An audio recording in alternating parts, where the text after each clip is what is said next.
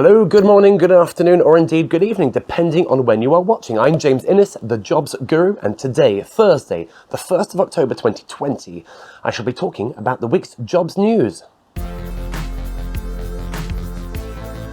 So, well, after the past couple of weeks where all sorts of exciting stuff has gone down, in modern parlance, on the workplace, jobs, careers and employment news front, most notably, of course, Chancellor Rishi Sunak's winter economy plan, this week has been noticeably quieter. And brace yourselves, there's even been some good news. Aldi has announced they are to create 4,000 new jobs next year.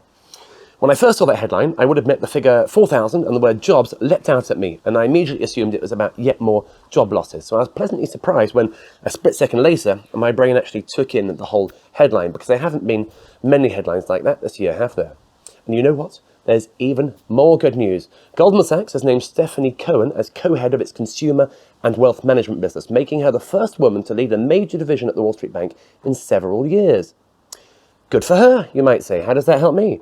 How is that good news for us? Well, the issue of discrimination against women in the workplace, including the gender pay gap, is something which is clearly a negative in modern society, and as such is not really in anyone's best interests.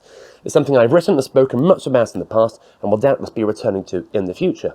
Now, there are, of course, many misogynists out there who will lambast me for this, but hey, that's their problem. I'm a feminist and proud of it.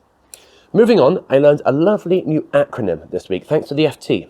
Or to be precise, an initialism. The two are often conflated, of course. GBBO. Get back or bugger off. Referencing those employers who are increasingly keen, despite the pandemic escalating once more. Obviously 71 deaths in the UK yesterday, I am very sorry indeed to report. Those employers who want their staff back in the office. It's tongue-in-cheek, naturally, not a serious piece by the FT, but a very entertaining one, and my thanks to Emma Jacobs and Andrew Hill there. I often enjoy their work.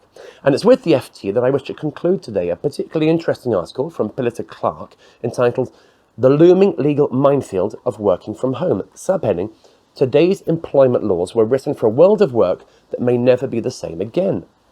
In a nutshell, current employment laws were drawn up at a time when working from home was very far from the norm.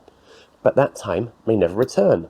And this is going to cause all sorts of legal headaches for both employers and employees. And it's not just about employment laws and regulations, we're also talking about employment contracts. How many of them were drafted with any degree of remote working in mind? How many specifically mention home electricity bills or broadband access, for example? Yes, case law might imply an obligation to provide a suitable working environment for employees, which could extend to paying for these costs, but it's a bit of a grey area, and it's not the only one. And this is all definitely going to be keeping lawyers busy for some time to come. Thank you for watching today. Keep safe and be well, my friends. Goodbye.